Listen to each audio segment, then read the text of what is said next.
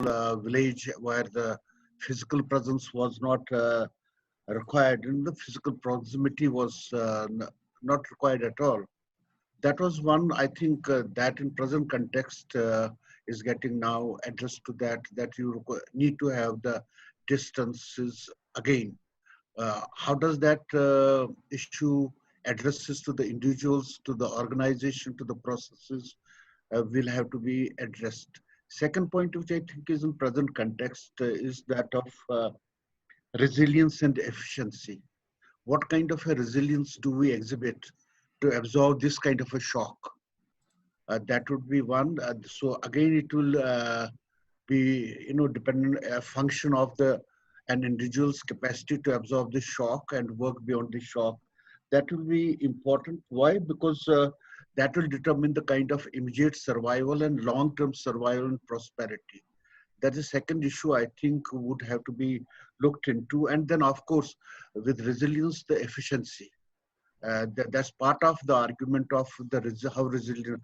And as a community, I think we have had the resilience from in Kashmir, you say kahgaras. So we have evolved from that point of time. So our community as a whole demonstrate a huge resilience to survive against very heavy odds. So that is a kind of a strong point at a community point of view, I think, and that should augur well for us. Third is that what kind of a silver lining do you find against this backdrop? That's very important for young generation of our friends who are spread across different part of the globe. So how do you find the silver lining against this? I think we'll have to start with the self itself. When we look to the concept of career choices. Now, career choices would immediately mean, therefore, what is the kind of excellence you are trying to acquire? Because excellence is a function, again, of knowledge and skills. Knowledge, what are you acquiring, and skills, how are you navigating your personal life, your professional life. I would also include now the how are you navigating the concerns of the community across the globe.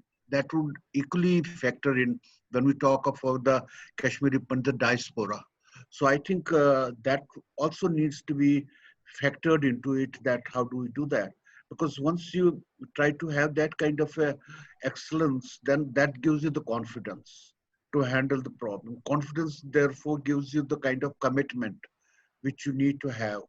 And commitment gives you the kind of character which is required, and character eventually gives you the power of contribution. I think that is how I would see at this point of time.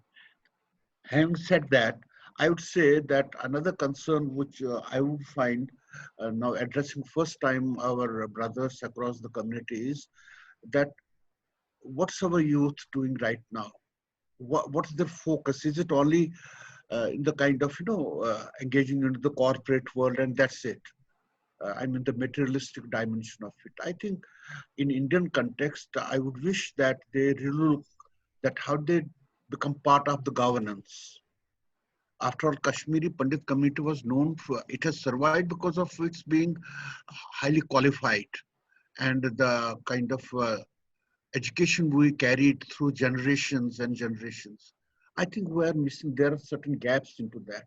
What I would suggest that while we are looking to these problems, I think, imagine now, in the dead of militancy, if you recall, the first IS officer of our Kashmiri Muslim brothers was Muhammad Shafi Pandit. Later, it took 2 decades to have the second one, and third decade the fourth one. In 30 years, they had just about 3 officers.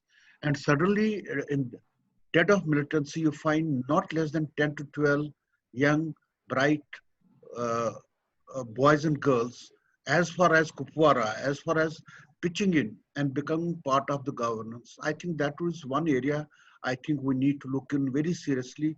How can we get our youngsters who have the full competence, who have the right to exercise their choice? But I think we also need to address to that, how do we become part of the governance, not only in Indian context, but I would say even in the state context. That is one I think we need to have a look at. because what is happening right now is that the kind of affluence which has come across our, after this, the massive uprootment from the valley. In fact, this kind of exodus has also again demonstrated our resilience to survive. But then, are we talking of these 30 years or 10 years ahead, or are we talking of a futuristic orientation of our community, which must stand and strengthen its identity as it is? That is one, I think, which I feel right now, because having been in this part of the world for nearly 40, 45 years, I think there's a drift not only in terms of what needs to be looked into. Uh, I think that is what I talked about. But as well, I think the four issues I'll like to talk with my young friends and friends here is that just a second.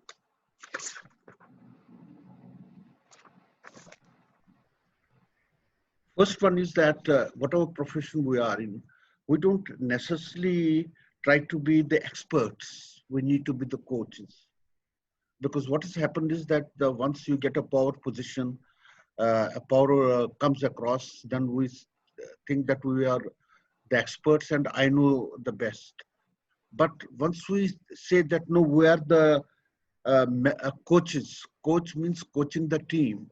Coaching means that where the level of competence is not same as you exhibit.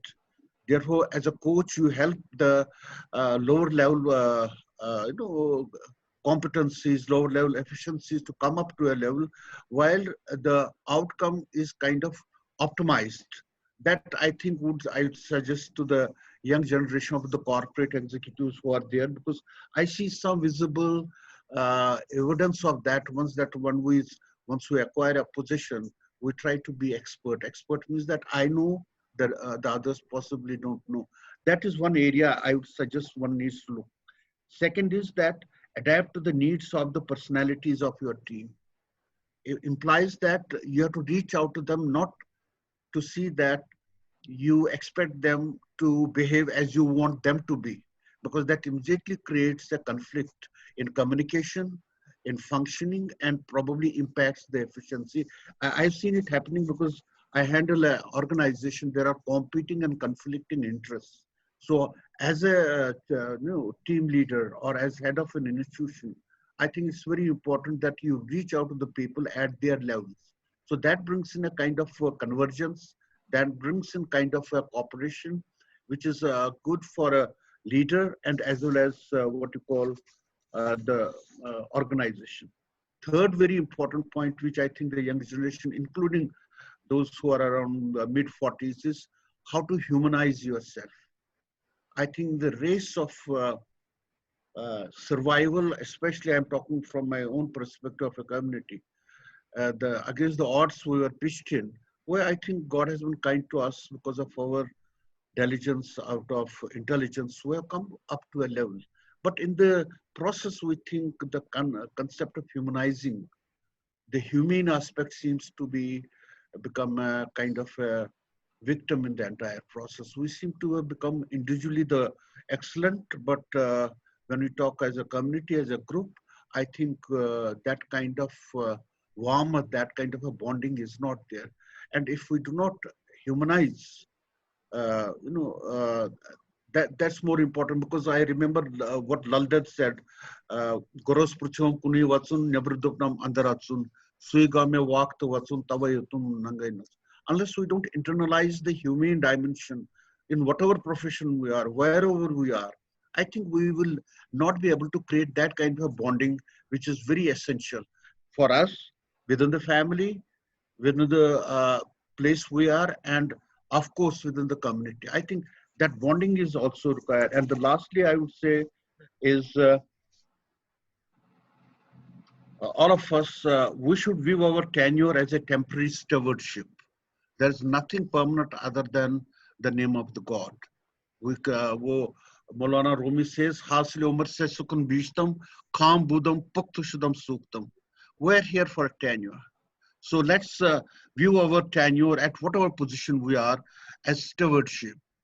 we navigate the ship, we navigate the aeroplane to its destination, which means that you emerge as a winner, but with you, there are others who also fly to that destination. This is what I think I can make the opening remarks, then we can follow up. Thank you.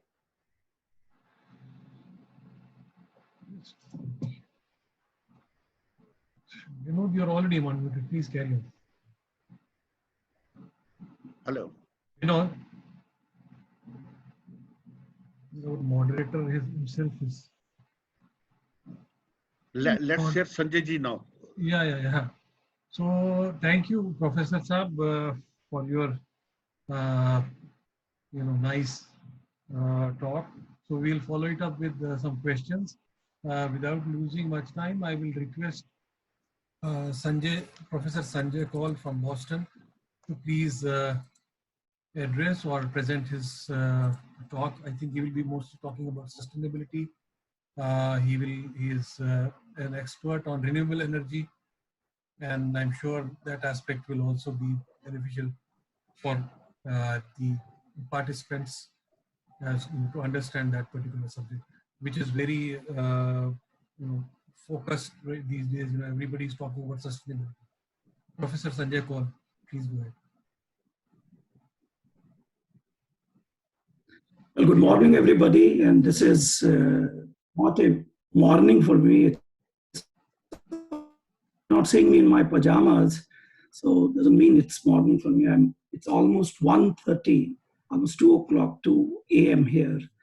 But having said that, let me first thank Jammu and Kashmir Vichar Manch, who has given me the opportunity, especially Sanjay Ganju and Vinod Kaul and all selfless volunteers who have given me this opportunity to talk to my community, which means a lot to me. Even if I would have to stay all night, wouldn't have mattered to me at all. Because when sorry can mix and match the also topic one more management to sustainability pet din khatre. So I'm sharing today same platform with one of my older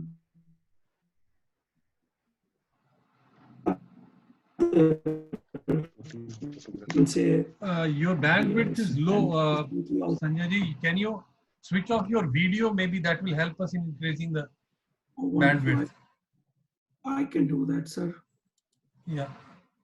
Though we would love to, See me. See you. Yeah, absolutely.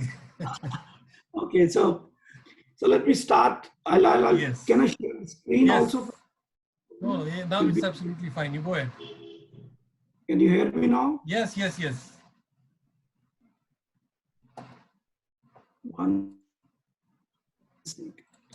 We can hear you. So anyway, so I'll be talking today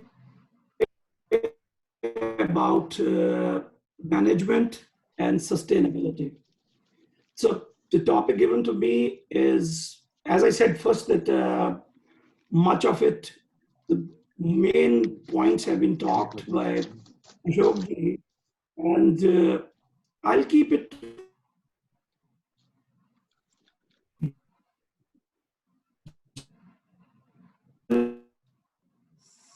when the most important who are the people and for me, yeah, go away.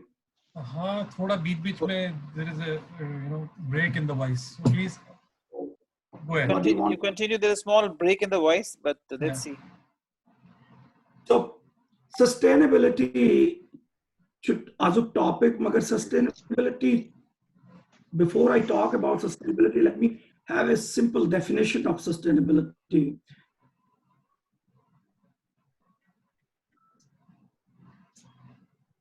Sustainable math, biology, rather it is a truly meta-discipline drawing on nearly all the existing human knowledge in equal parts and importance. So that's important.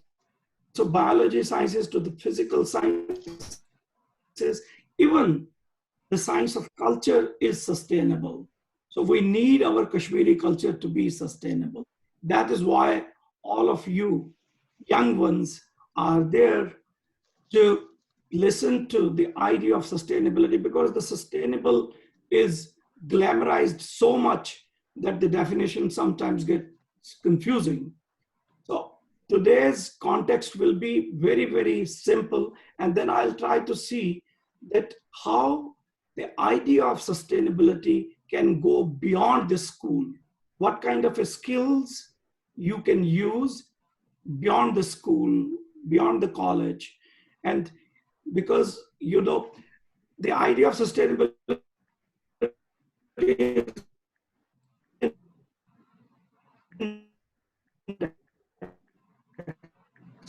sustainability also matters in the context in which you are interested in. And if you see, the word sustainable or sustainability has come from two Latin words. Sus means up and tenere means to hold. So what it basically sustainability means, upholding. Can you guys hear me? Are you hearing me? Yeah. We can hear you. Yeah. Yes.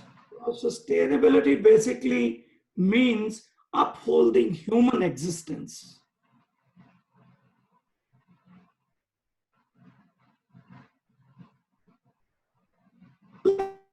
Planet Earth, it comes the idea of holding human existence for a very long time. So here comes some of the real responsibilities, whether that is because the topic set or ordered by Sanjay was management and sustainability, planning, people, and resources. So it is equally important how we plan the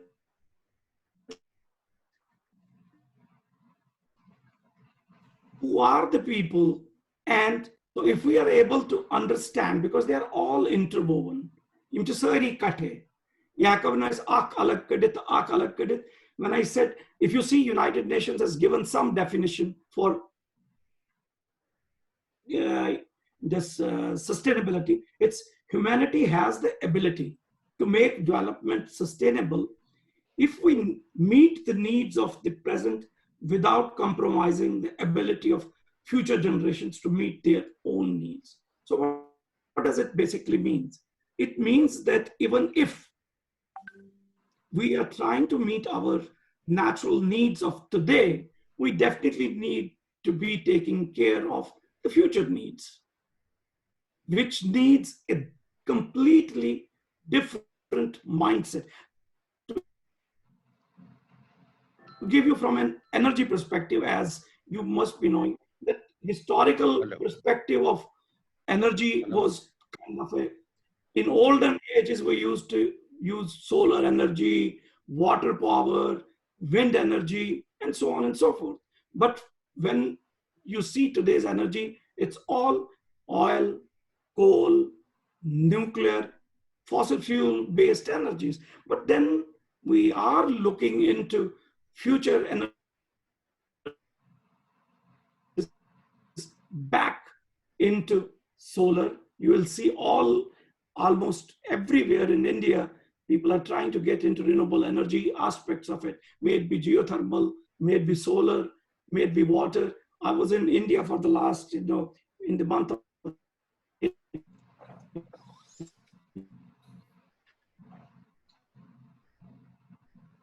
February, and most of the times I'm seeing work is happening there, other than, so that is the idea of sustainability, basically, because if you see, as a part of supply and demand, supply, every one of you know, is a finite, whether the forecasters have usually said sometimes next 50 years will be depleting fossil fuels and so on and so forth, and may not have come true. In 72, they said we'll run out of oil. Didn't happen. But having said that, today, tomorrow, or day after, we all know that there is finite resources and we need to manage it very, very importantly. So having said that, demand is constantly increasing at your own place. तो ऐसे कुछ मुश्किल, 5 बजे because of the affluence, energy per capita is exponentially increased. So what does that mean? If you have one refrigerator, you have three now. If you have two televisions, every room has a television. So every thing carries energy to be making it. So you understand? So the demand is constantly increasing. In order to curb that demand, in a management lingo, it's called as in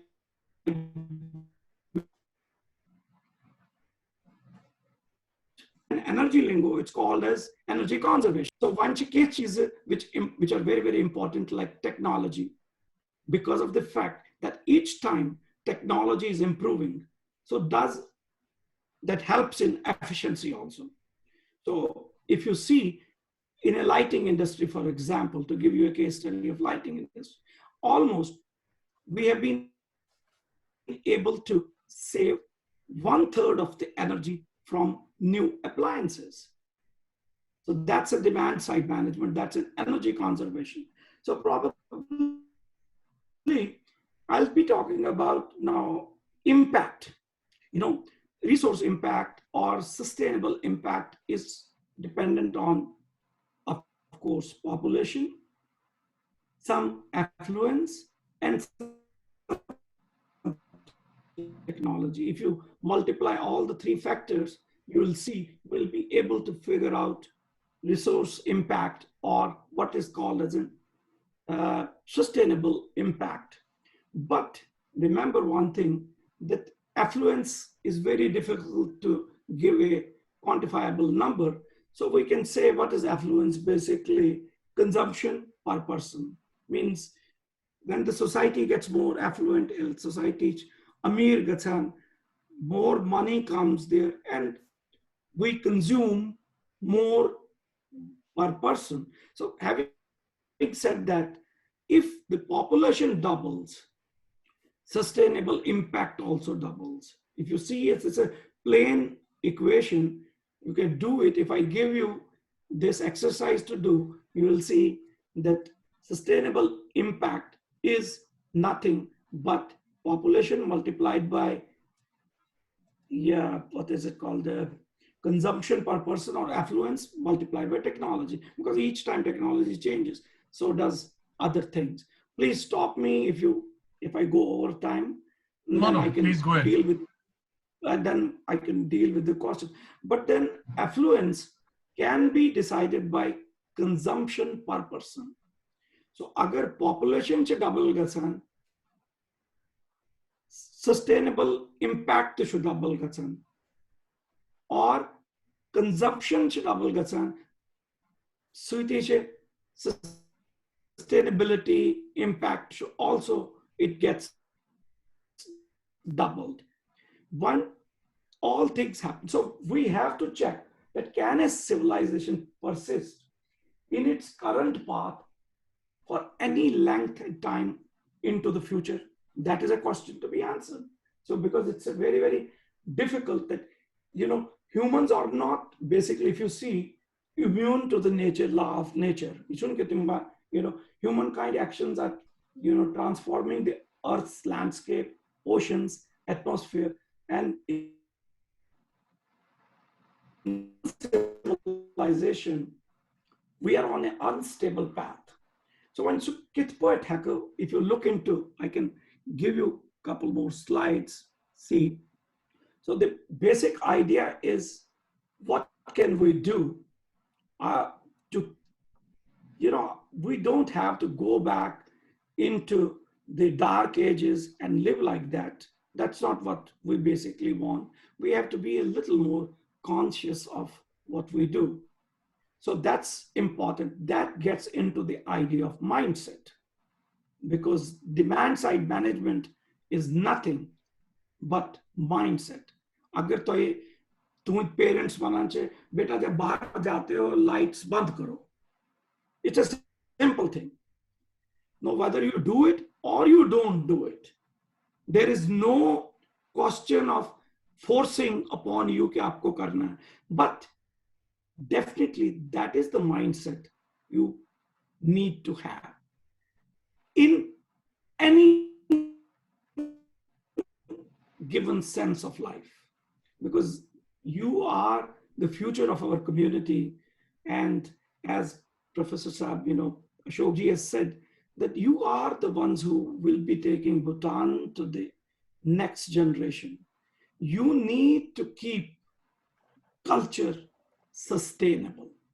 So that is the best definition of sustainability. You are the ones, if you don't, and then there is a criteria. Either you can have a, you know, there are three kinds of mentalities. One is the salary mentality. You do a job and the idea is, okay, what am I doing best to increase or enhance my salary? The second is the career mindset. So assistant engineer, chief engineer, so those are the career. But the basic idea is, if you have to keep the things sustainable, you have to think about purpose in life. What is the purpose? And purpose need not to be one given purpose. I can give you an example. For example, if you ask Google what is their purpose, they will tell you in holistic way, okay, our purpose is to excel in whatever. They gather all the information, data analytics, put it together and do it. But that's an organizational purpose. That's not an individual purpose. But if you are asked, each one of you need to keep that purpose. I probably may have some presentation also. I had kept those things for you.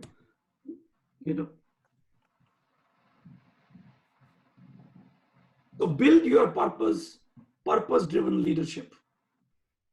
So kya matlab, like for example, I thought to put something which 20th century humorist was Mark Twain. Now, there are two important days in your life. One, when you were born, and the other was when you figured out why. For businesses, their purpose is exceptional performance.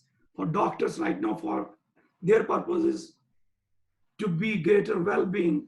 Mother, remember one thing, most of us go to our graves with our music still inside us, unplayed. That is not what the current, you guys are doing great. I'm so proud of my community, coming community. They do the things amazingly.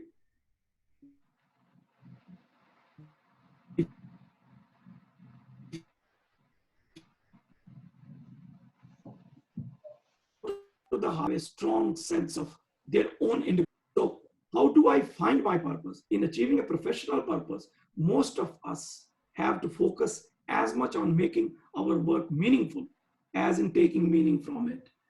So purpose is a thing you should build and not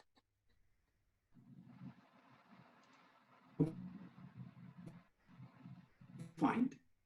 In a fulfilling job, is not going to give you fulfillment, will give you only the frustration. Most of us will have multiple sources of purpose. Knowledge that there are multiple sources of purpose is giving you the meaning to life. So adopt a service mindset. As I said, three mindsets. Purpose mindset का feeling passionate,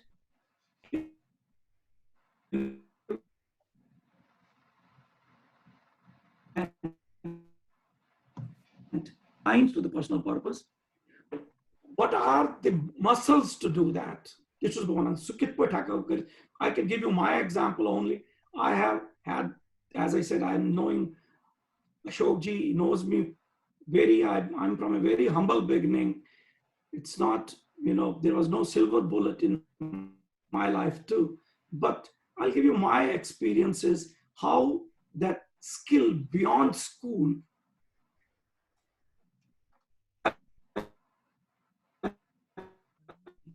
Sanjay, the voice These are the is kind of an exercises which breaking. is breaking. These Yeah. are, am I, Vancha Ivan hours?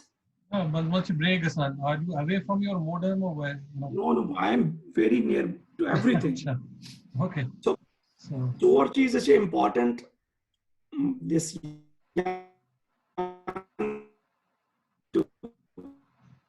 can you maybe log out and log in again? Maybe that will help in improving the quality. is constant away, a little bit consternation. I can do that, but it will, I probably. Maybe you can, Professor Kaul, you can discontinue the presentation part. You can talk only. That maybe that reduces your bandwidth a little bit. Yeah.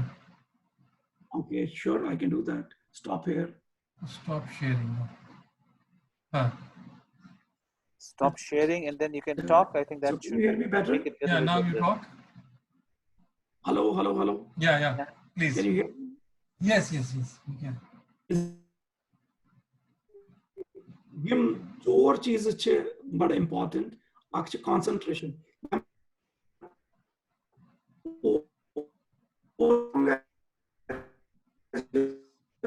Still some problem. The focus. There is a, That's Sanjay, important because there's you still a probably go problem. to school. Anji, There's still the voice is breaking a lot. So I don't know if you can log out and log in. Yeah, Maybe that may help. just log out and try log in that. again, Just okay, I can leave do that. meeting and then again click the link. Maybe that will help.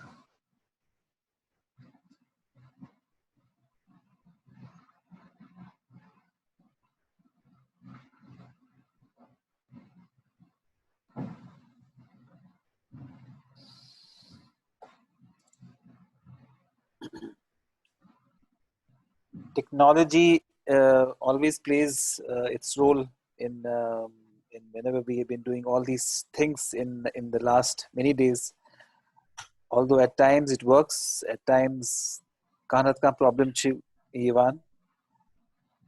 And I think the session, Professor Paul had done a lot of work specifically for you guys with the presentation and having specifically on what are the skills beyond school, which will help kids to understand how life moves ahead. I hope he is able to log in and do it more correctly.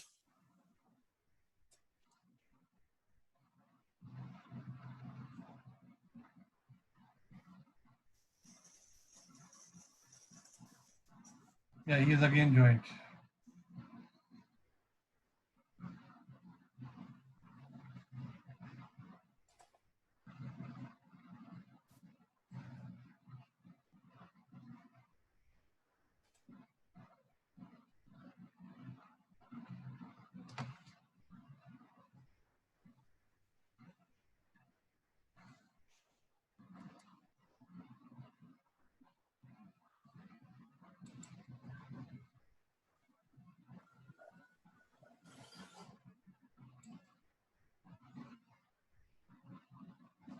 Yeah, Yes. can you hear me now? Yes, please go ahead. Yes.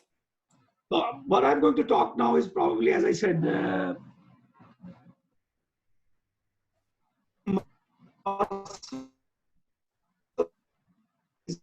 Again, the voice is breaking. You will have to switch off your video. skills in whatever you do. So make that, okay, sir. But US will be having higher speed. It was snowing here. So, can you guys hear me now? Yes. So, introducing muscles to these set of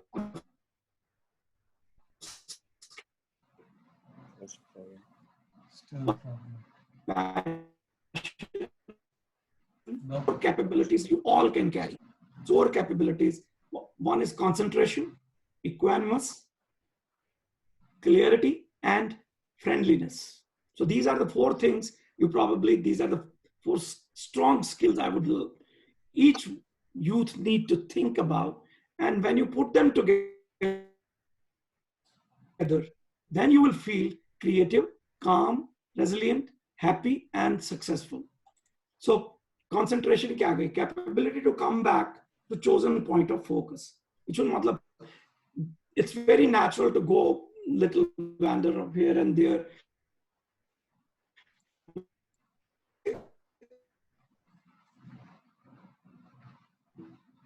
we come back, that matters. Acceptance of imperfect way that things tend to happen. You know, you can see what all happens to us for the last 35 years. But then that is the imperfect way of things to happen. So should we be dwelling on those? Probably capability to be okay with whatever is happening, even if we wish the things were otherwise.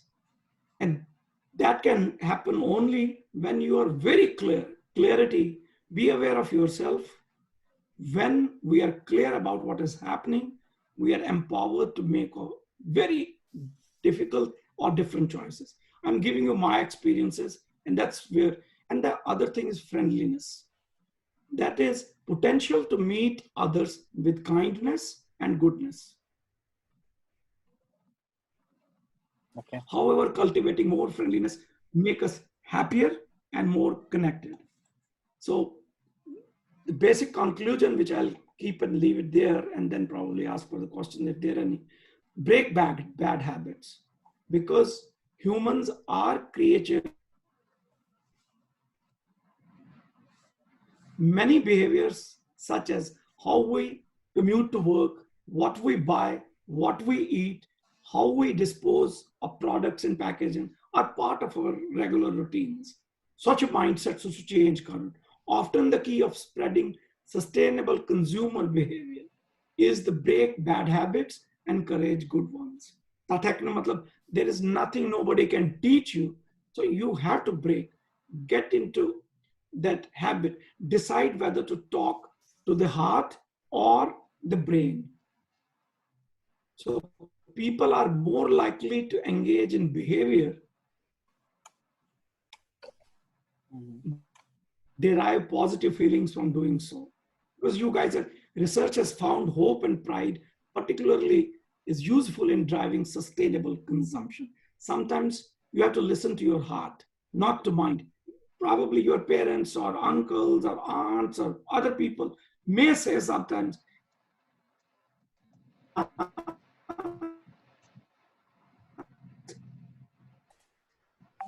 no, listen to your heart. Be kept someplace. That's a kind of a mindset. Nobody else can teach you that. That's what you need to do. And I'll stop it here probably, and let me open myself for some questions, if any.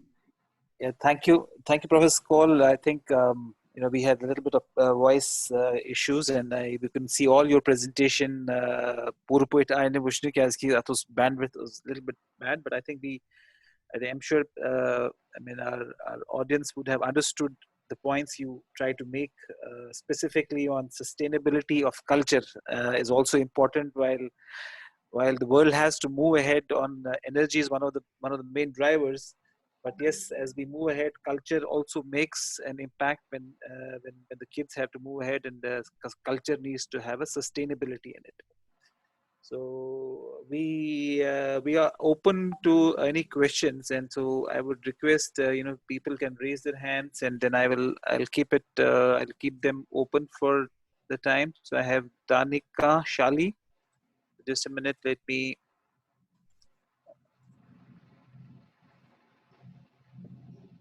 unmute you.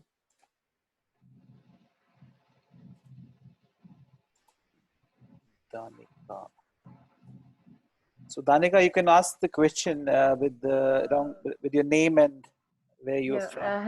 Hello everybody. My name is Danika Shali. I'm from Malaysia. I live in Malaysia right now, and I'm from Kashmir. And my question was basically to Mr. Sanjay Kaul when he was talking about renewable and non-renewable resources.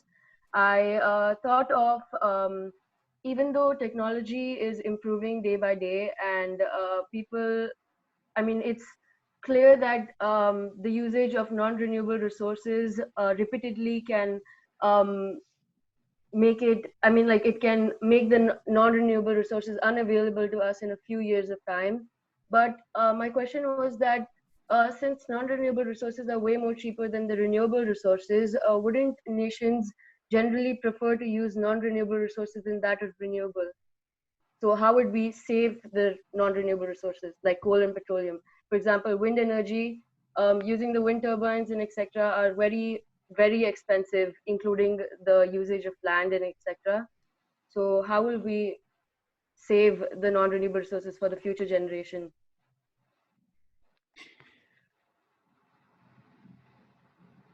Sanjay ji, I hope you understood the question. You heard the question clearly.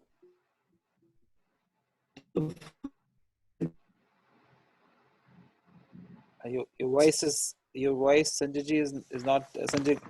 Professor, your voice is not getting up. Yeah, I can chip in if Sanjay Bhai's voice is not audible. Professor Saab, you can chip in. Is it not audible at all?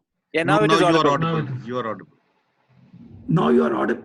So I just wanted to answer Danika. It's a very, very good question. So, Beta, the first thing you have to do is try to, let's not at this point talk about the cost perspective of it. The first thing is you have to see that fossil fuel energy has conventionally been, for all transport sector, you can't even use renewable energy, other than the electric vehicles, which is a altogether different aspect of it. So we have to see the idea of using wholesome energy. Initially,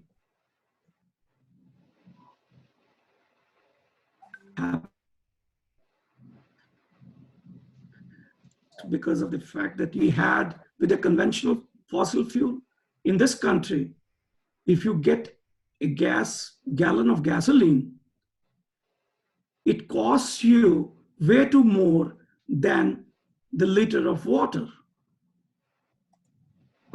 No, sorry, less than the liter of water. So have you ever thought about the reason why? The basic idea is that the fossil fuel carries lots and lots of subsidies into it. So subsequently, with the advent of a good technology, the prices will go down. And it is going down. It's going down, and the idea of, distributed power is very common these days, whereas the utilities as such are not, the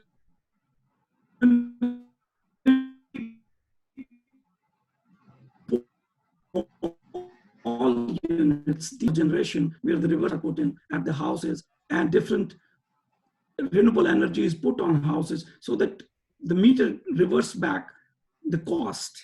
So do I answer your question? I hope there was a lot of interruption in between because of the voice I'd quality. I'd also like to make a point in this regard. Vinodji, can I? Yeah. Yes, sir. Yeah, you see, the point is that what Sanjay Bhai said, that's very true.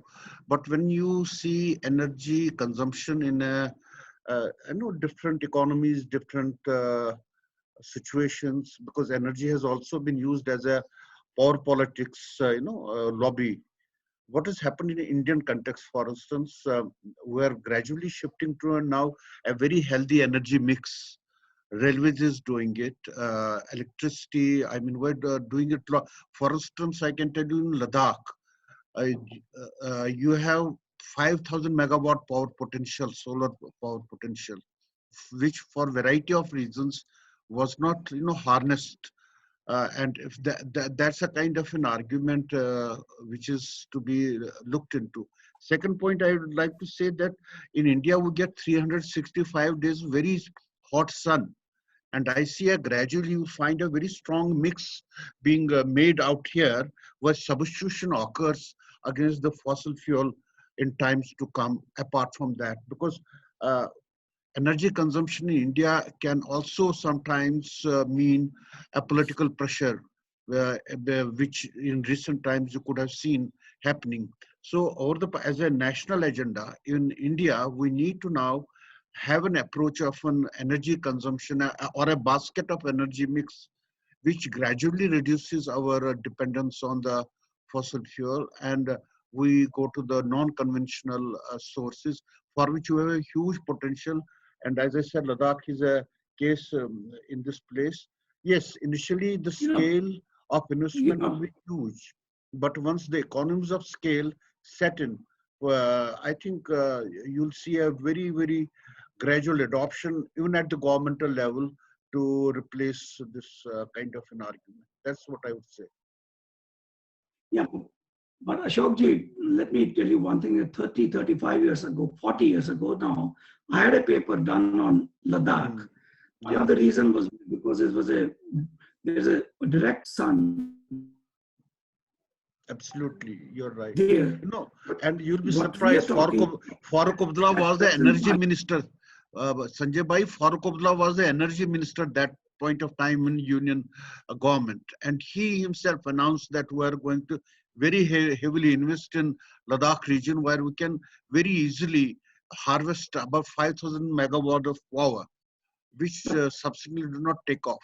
yeah, Reasons are very well known. only as I was as I was talking about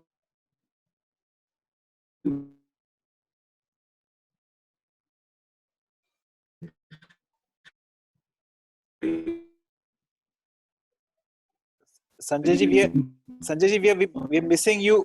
Your voice is getting completely I cut. think one, my why. voice is bad, the other is this stupid brand.